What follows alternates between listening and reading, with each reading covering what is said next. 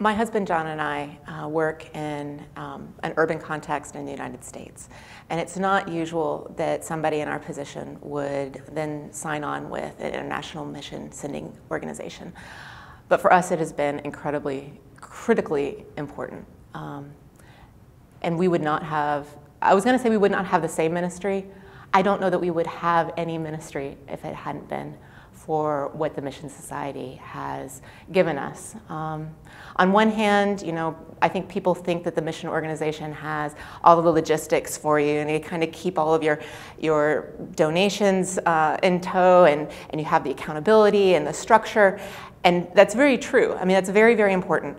And I'm glad that we have that. And the great thing about the Mission Society structure is that it gives you the structure and accountability you need with the flexibility to do what you need in your context, which means you're going to get incredible, just high quality, innovative ministries all over the world, which allowed us to be a part of that. Not many international mission agencies would have even allowed us or considered us to be a part of them. But because we have the same DNA, the same idea of what ministry means, that was what was more important to us than just the logistical stuff.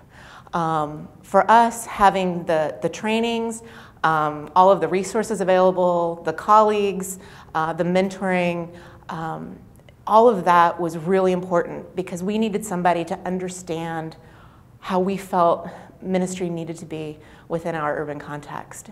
And they understood us. And not only understood us, but understood what we needed to do more than we did. And we needed that so that they can help us and grow and encourage us in that way. But it's not just the training and the colleagues and things like that, because that's important.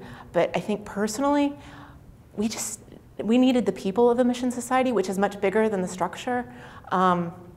There is such a deep care and love and nurturing within this organization that no amount of information or structure can possibly provide.